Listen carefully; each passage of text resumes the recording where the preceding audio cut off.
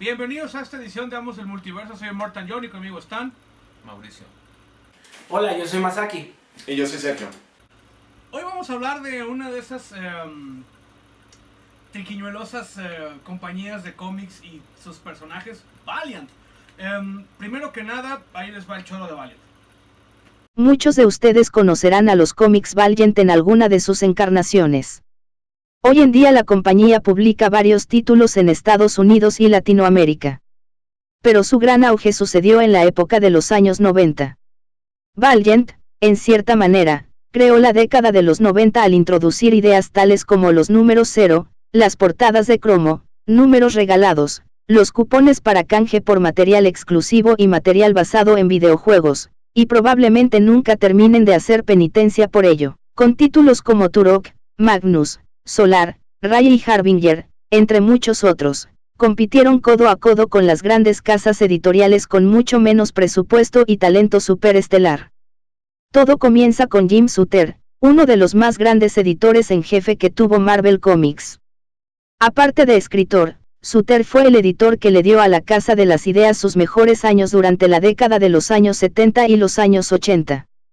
Shooter tenía un ambicioso plan: comprar Marvel. Suena descabellado, pero en los años 80 la compañía no era tan grande. Comenzó a juntar dinero de diferentes inversionistas y luego de un año juntó $81 millones. Para su sorpresa, la compañía fue vendida a otro comprador. Pero si algo aprendió Shooter fue que era muy hábil para recabar fondos. Por suerte para Shooter, él ya conocía a Steve Massarsky. Los dos se conocieron cuando Massarsky pagó la principesca cantidad de $25,000 para utilizar los personajes de Marvel en una serie televisiva. Shooter fue el encargado de escribir dicha serie, pero esta no llegó a ninguna parte. Ambos decidieron juntar sus talentos y formar una compañía y les ofrecieron Harvey Comics, la casa de Ricky Ricón y Gasparín entre otros, pero algo no los convenció. Entonces se dieron cuenta de que los derechos de los personajes de la compañía Gold Key estaban en venta. Shooter recordaba haber leído Magnus, Robot Fighter de niño y que le gustaba mucho en aquellos días. Entonces Shooter hizo la apuesta y ganó los derechos de Magnus, Solar y Turok. Luego Shooter hizo lo que era más fácil para él, reclutar talento, y así, con artistas como Don Perlin y el gran Barry Windsor Smith, Valiant Comics abrió sus puertas en una pequeña oficina del centro de Manhattan en 1989. Valiant adquirió dos grandes licencias que los inversionistas pensaban les darían grandes dividendos: Nintendo y la WWF. En ese momento el popular escritor Bob Layton, recién estrenado en la compañía, presentó su más enérgica queja contra lo que le parecía un gasto inútil de fondos por una sencilla razón: la gente que seguía a Nintendo y, con más ganas, a la WWF era gente que simplemente no leía. Durante 2 años, Valiant, y el pobre Bob Layton, intentaron desesperadamente vender sus títulos licenciados sin demasiado éxito, aunque comenzaron a atraer a talentosos creativos tales como Steve Ditko, Yu Quesada, antes de ser el poderoso editor en jefe de Marvel, un pre-Stray Bullets Dave Lapham y Don Perlin entre otros. Obviamente los inversionistas se estaban cansando de tirar su dinero al retrete. Así que Shooter decidió trabajar en sus superhéroes. Con los acreedores a punto de romperle las piernas y casi sin pasta, se sentó a escribir la primera historia de Magnus. El primer número de Magnus apareció a principios de 1991 y contaba la vida de Magnus, un hombre criado por robots en una Norteamérica utópica.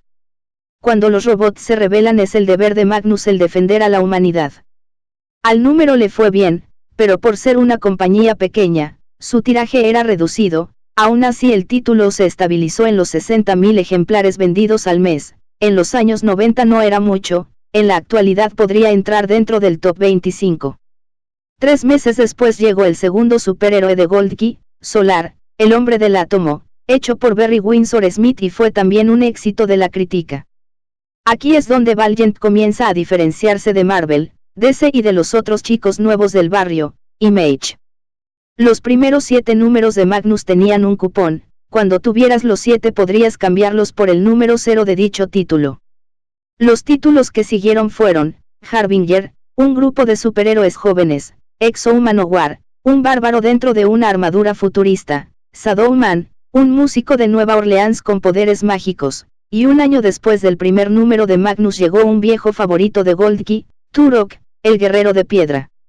Layton recuerda que en aquellos momentos no sabían ni lo que hacían, sus políticas editoriales alocadas eran producto de la improvisación, casi siempre a la hora de la cena con Suter y los demás realizadores. Valiant estaba juntando más y más seguidores, con el número 10 de Solar fue necesario hacer un segundo tiraje para cubrir la demanda. Por desgracia, la deuda inicial era tan grande que aunque los títulos comenzaran a alcanzar los primeros lugares de ventas, Valiant seguía en números rojos, incluso siendo una compañía pequeña. Para salir del atolladero, a Suter se le ocurrió la brillante idea de hacer un mega evento involucrando todos los títulos de la editorial, incluyendo los dos más recientes, Eternal Warrior y Archer and Armstrong. Aprovechando su experiencia en este tipo de publicaciones, Suter cocinó lo que sería quizá el evento más famoso en la historia de Valiant, Unity. La estrategia de Suter era impensable, la historia comenzó en el número 0 de Unity y continuaría en el número 1, el número 0 sería gratis. La apuesta funcionó y la editorial dio el brinco. De 60.000 ejemplares, los títulos comenzaron a venderse en los cientos de miles. La sinergia entre Suter, Winsor Smith y el resto de su equipo creativo fue algo único. Suter estaba haciendo todo lo que no pudo en Marvel. Esta visión creativa permaneció cuando el número 1 de Rai fue publicado 2 meses después de Unity. La narrativa sorprendió a los lectores que más que un número recibieron una enciclopedia para entender el pasado, presente y futuro de Valiant. Por desgracia este número trajo malas noticias. Debido a problemas gerenciales internos Suter tuvo que abandonar la compañía que había creado y, como dijera Christopher Marlowe, todo se fue al carajo. Incluso con estos problemas gerenciales, la compañía salió a flote y terminó de pagar deudas a los inversionistas. Sonaban como buenas noticias pero por desgracia Triumph Capital, la compañía que aportó el varo, no se dedicaba al entretenimiento, sino a los negocios. Entonces en cuanto vieron que su dinero había vuelto con creces sintieron que era el momento de huir con sus pacas de billetes. La pequeña compañía que había comenzado vendiendo unas miles de copias, ahora competía con Marvel y DC en los primeros lugares de ventas. El primer número de Turok vendió casi 2 millones de copias. La búsqueda de capital suficiente para mantener a flote la compañía forzó a elevar sus tirajes de forma exagerada. Además de esto, las portadas de cromo, los logos dorados, los números 0, y cualquier truco que se les ocurría fueron mermando la calidad de las historias. Fue una solución muy a corto plazo ya que las ventas de tirajes tan inflados estaban alimentadas por especuladores que compraban varias copias, o varias cajas, para venderlas a precios elevadísimos, pensando que con la compra de unos cómics podrían pagar la universidad de sus hijos. La burbuja reventó y al ver que los cómics no valían un pepino, las ventas comenzaron a bajar. El dinero, problema inicial de Valiant regresaba. El siguiente evento llamado The Cause Effect fue una buena historia pero no lo suficiente como para elevar los números de nuevo. Con todo el capital de Triumph fuera de la compañía, fue momento de venderla. Y ahí llegó Acclaim, la controversial compañía de videojuegos. Los genios la adquirieron por $65 millones, cuando valía alrededor de 30. Acclaim ya había intentado comprar Image Comics, pero luego de que se burlaran de ellos en su cara fueron tras Valiant. Había que generar dinero y recuperar lectores. ¿Cómo hacerlo? De nuevo un mega evento sería la solución.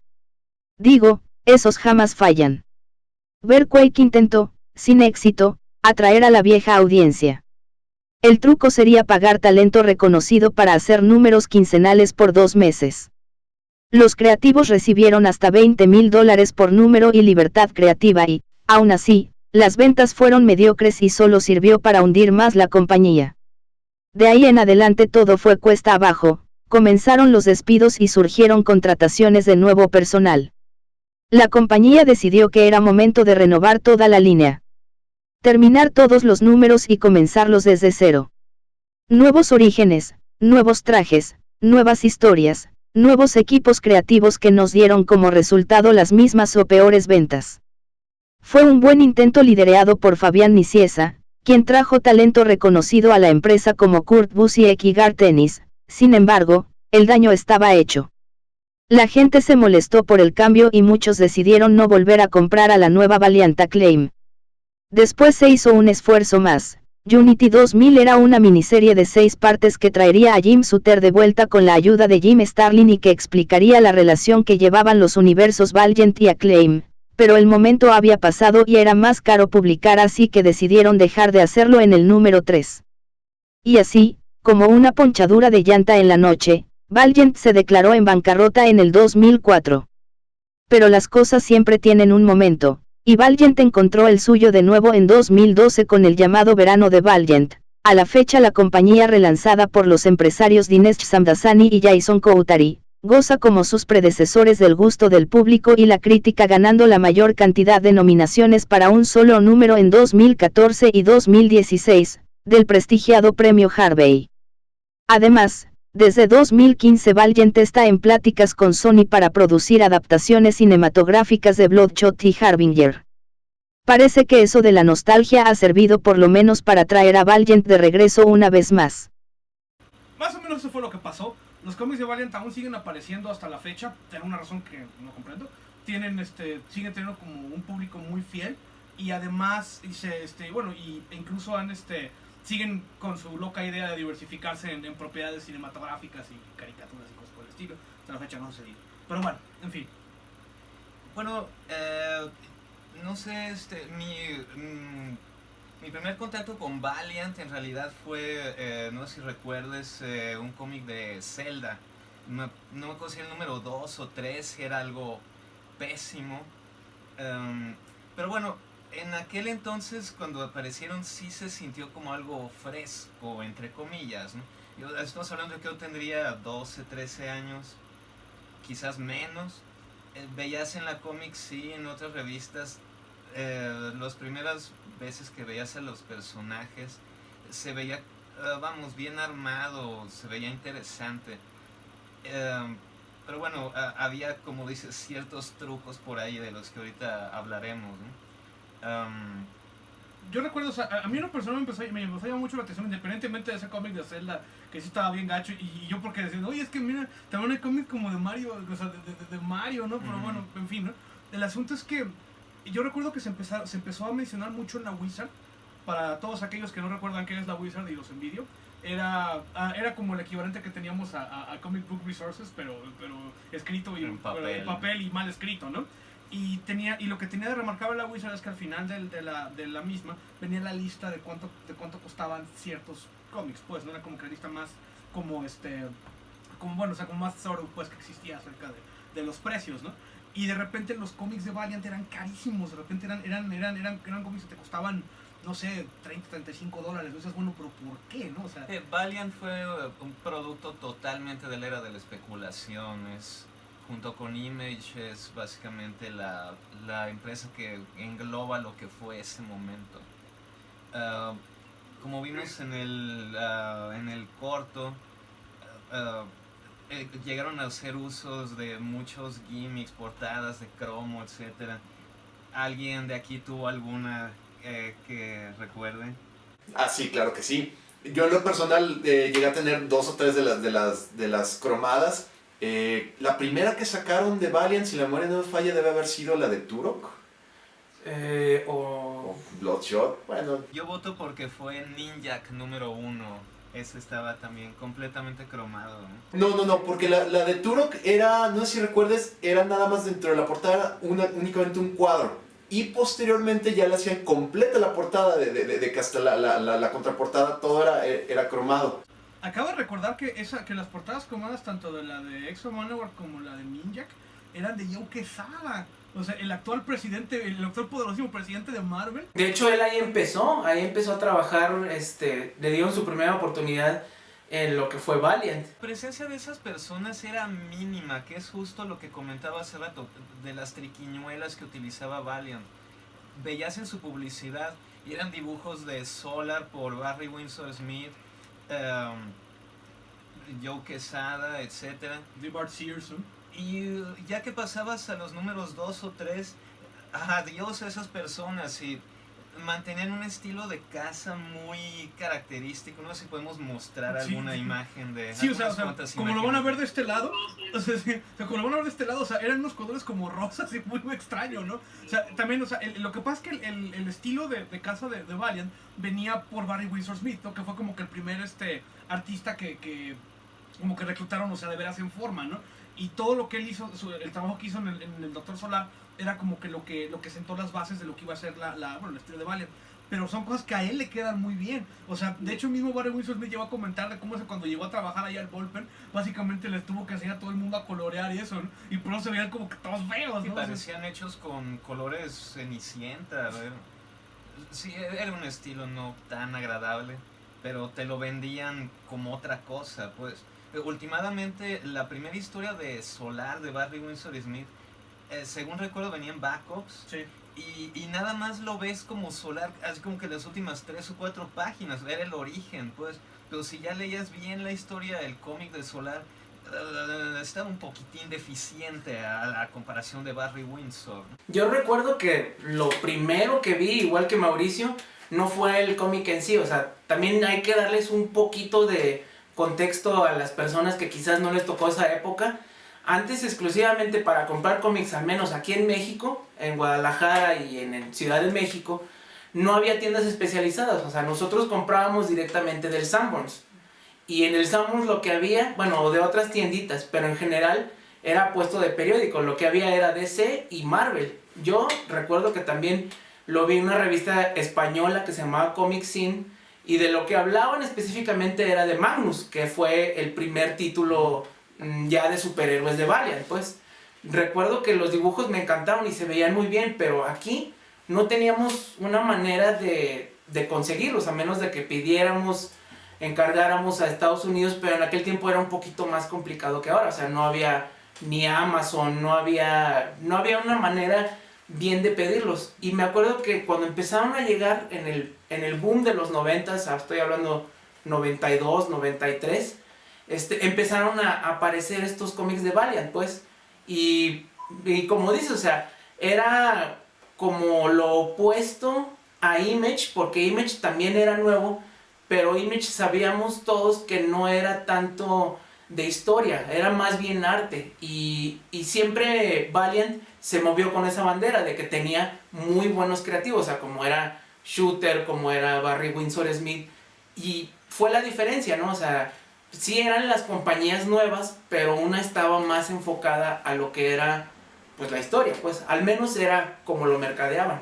Y aparte, si me permites mencionar, lo que considero lo más importante de Valiant es de que desde su concepción, digo, bueno, sabiendo de que Jim Shooter tan particular, tanto cuidado al detalle, que tenía tanto control de la historia, se esforzaron muchísimo en tener una historia muy coherente, de que todos los personajes cayeran a la perfección en su lugar. Continuidad muy cerrada. Y por eso, bueno, la historia del Unity unía todo de una manera muy coherente, con los personajes del presente y con los personajes del año 4000, que era, bueno, como Magnus, Rai, y bueno, sus historias eran de mucha calidad, no tanto como su arte. Digo, Barry Windsor Smith, aparte de que él está en otro nivel, pero bueno, era la diferencia con Image, de que Image era gran arte, pero las historias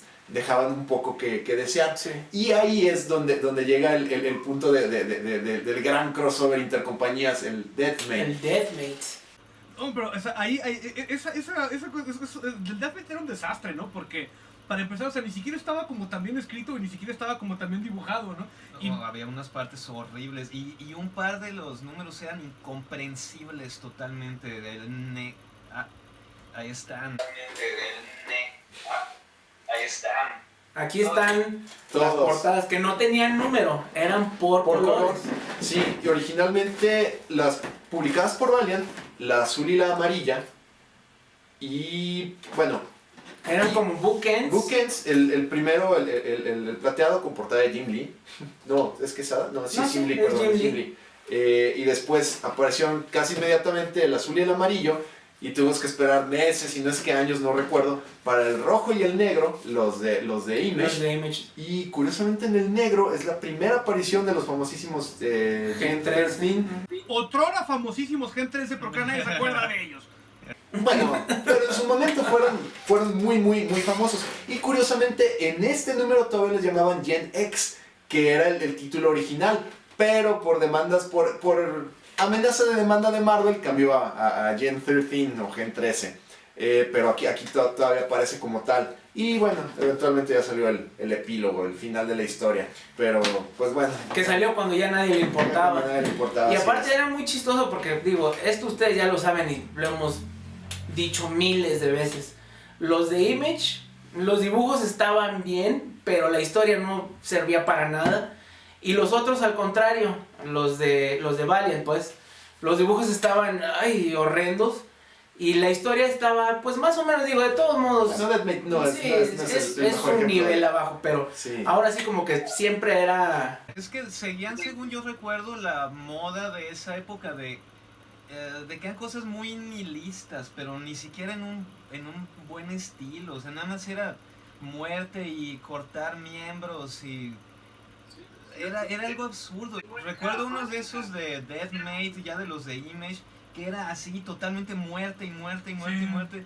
Pero pues aún así eran personajes que ni te importan. Aparte recuerdo que eran fusiones, ¿no? Ni siquiera eran como que unos y otros. No lo hubiera mejorado. Pero vamos, era como tipo cuando después hicieron el amalgama. Se adelantaron a la amalgama. Sí, ¿no? Pues básicamente la historia era esa, ¿no? Que era Solar, que era como que el ente más poderoso de Valiant, chocaba con... No, si me permites, yo recuerdo, es un futuro no tan distante, la novia de Solar como que decide morir, porque era una situación muy similar a Watchmen. Solar como el Doctor Manhattan, y tenía a su novia que la mantenía joven, pero ella como que ya se había hartado y decide morir, él la deja morir, y entonces como que tiene un desprendimiento, se divide en dos, se va a recorrer el universo y se topa con Cealot, Void, perdón, de los Wildcats, la cromada, así es, sí. Y se encuentran y bueno. Sí, lo que pasa es que, bueno, si no me falla la memoria, ves que, a mi muy humilde parecer, a lo máximo a lo que llegó Valiant, en cuanto a su aproximación al storytelling y lo que hacemos en la continuidad y el cuidado que le ponían al control creativo, es el Ray Zero, que lo vemos aquí. El Ray Zero era básicamente el mapa de todo el universo Valiant, desde como su concepción hasta el futuro lejano. Y parte del rollo era eso de que supone que Solar había desaparecido en el futuro porque su novia le había pedido como morir, pues ese tipo se había ido, y por lo que el mundo había cambiado de forma radical, ¿no? Y la cosa es que por eso es por lo que llega el futuro donde estaba Magnus, donde estaba Ray y todo eso, ¿no? La cosa es de que es bien curioso, pero después del Ray Zero no creo que volvieran a hacer como que algo tan interesante, porque era al mismo tiempo como que ¿no? Como que el blueprint, como la Biblia del universo, ¿no? Y al final protestaban como contando el final de la historia, pues. Entonces ya como que ya no había como mucho de dónde moverle, ¿no? Sí, y ocurrió lo que es mi queja de siempre de Valiant. Tú veías, los personajes duraron realmente poco tiempo en sus revistas. Casi todas cuando acabaron ya nadie era lo que era originalmente. Magnus, por ejemplo, los últimos números es más bien uno de los de Harbinger, que lo transportan al futuro. Shadowman ya no era el mismo. Ray nada más duró como 4 números. Eso fue algo que siempre me desagradó. Básicamente, si a ti te interesaba, aunque sea visualmente el personaje, a los 2 números, vámonos. Me acuerdo que Shadowman empezó como estando encuerado, luego en los siguientes números ya estaba como biker. No sé, nunca me agradó así como que esos cambios tan... No, y eso era como que dentro del mismo universo, pero cuando lo compró Acclaim, o sea, sí, o sea, Ninja, que era un personaje...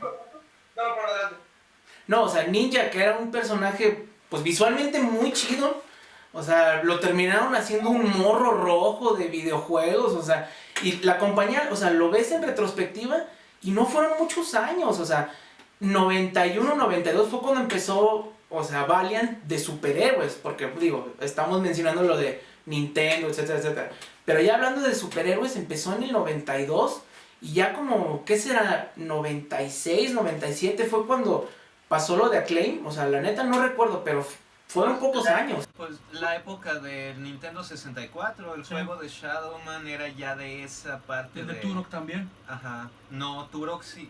O si era Sí, ya el morro. sí, el primer juego de Turok, o sea, nunca salía como Turok, pero ya era Claim, y fue cuando los compraron. Y luego ya en las portadas sí era ya el Ujú. con pelo corto, pues el adolescente Turok. Sí.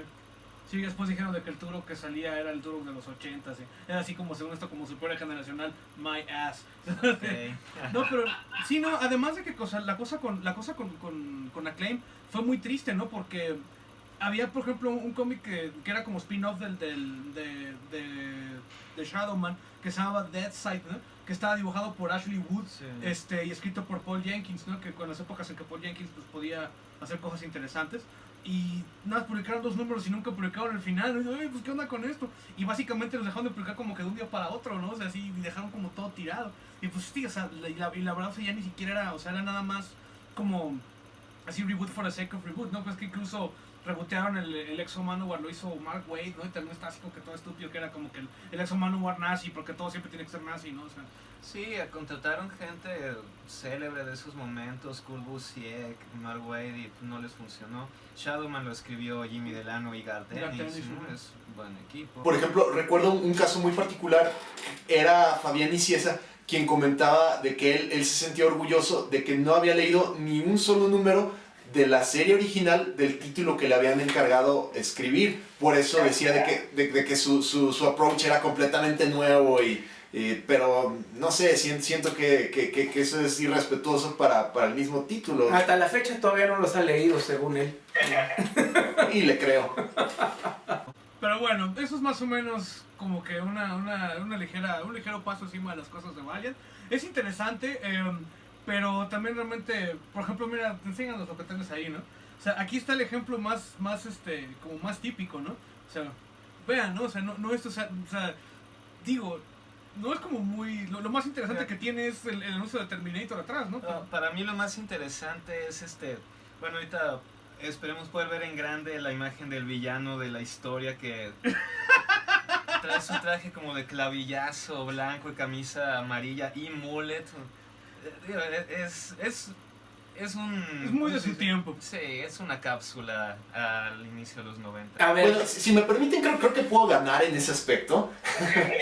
Porque tengo en mis manos un cómic que es bueno, es una recopilación de Solar. Pero en este caso, creo que lo que representa particularmente la portada, la decadencia de los noventas, de encontrar el gimmick nuevo para la portada, ¿no? En este caso tenemos una portada negra impresa en negro que probablemente sea difícil de distinguir en la cámara. no sé si pero se vea. pero es absurdo. Es el símbolo de Solar y el logotipo impresos pues es como Negro como sobre barniz negro. negro sobre papel negro. Y bueno, o sea, la historia es buena, es presente lo que recontaban de los primeros números de Solar. De Barry Y Windsor su origen Smith, es muy buena. de Lighton, pero- de Shooter. Pero, ay Dios, la portada. A ver, ahí va la pregunta para ustedes tres. Yo casi no leí Valiant, tengo que aceptarlo, no soy tan experto.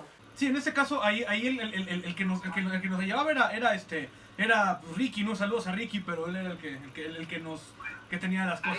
Ahí mi pregunta, ¿qué sería como la herencia que le dejó Valiant, Valiant de los 90s, no el actual, a los cómics? O sea, a la industria del cómic que todavía hasta ahorita. ¿Qué es lo que permanece? Yo primero. Yo lo que siento, lo más importante es el hecho de tomar personajes que ya existían y hacer como que el repurpose y hacer incluso, o sea, que la gente se acuerde de ellos, bueno, como el número de Turok, vamos, los de Goki, bueno, ¿quién se acordaba de Turok, de Solar, de Magnus? Yo creo que es lo más interesante, el poder revivir esos personajes, incluso del Golden Age, que ya estaban ahí y que estaban en completo desuso y que todavía dan para mucho, de que todavía hay mucha tela de dónde cortar. Siento yo que es lo más importante. Otra cosa que yo también yo siento que nos heredó Valiant fue pues precisamente algunas de las personas que participaban en los procesos creativos, ¿no? Insisto, pues ahí está Joe Quesada, ¿no? Se le dio una oportunidad a Barry Windsor Smith como para hacer muchísimas de las cosas de las que él tenía muchas ganas de hacer, ¿no? Que era Darker and Armstrong y cosas por el estilo. Y además, sí se tomaron, como que demostraron lo importante que era como la preproducción, por así decirlo, como tener tener la idea de qué es lo que estás haciendo y por cuánto tiempo y cómo lo vas a hacer, ¿no? Sí, fue un buen ejemplo, sobre todo también en comparación con Image, donde quedó claro que no tenía que ser tan superficial y tan brillante y lleno de, vamos, efectos especiales para que pudiera ser algo que quedara, como menciona Sergio, a la perpetuidad, ¿no? Algunos personajes, aunque sea. Últimamente se expandieron, hubo videojuegos, supieron crecer, aun si no tenían realmente a las superestrellas de Image, ¿no? Nunca tuvieron un Jim Lee, un McFarlane, y en ese momento realmente crecieron mucho más como compañía que Image como tal, ¿no? Sí, recordemos que incluso hubo un videojuego crossover con Marvel, en el que estaba EXO y Iron Man. Pésimo. Y bueno, eso es la parte buena. Y ahora, es innegable que hubo una parte mala, que hubo algo malo, por así decirlo, que nos dejó la industria. ¿Qué fue, en su opinión, lo que nos dejó Valiant? Yo pensaría que es el hecho de que, bueno, no sé si se puede decir que dejó algo malo, pero el punto de que siempre entraran con los brazos abiertos a todas las modas que fueron ocurriendo, creo que los mató, pues. Entonces quizás dejaron ese ejemplo a no seguir, pues. Sí, y también mucho del asunto de la especulación de los 90s, wink wink, del asunto de la especulación de los 90s vino por parte de Valiant. No, pero vino por parte de Valiant. Recordemos que, o sea, los primeros números, por ejemplo, de Solar, de Ray, eso, eran carísimos porque los runs de impresión eran muy limitados. Entonces por eso eran como muy costosos.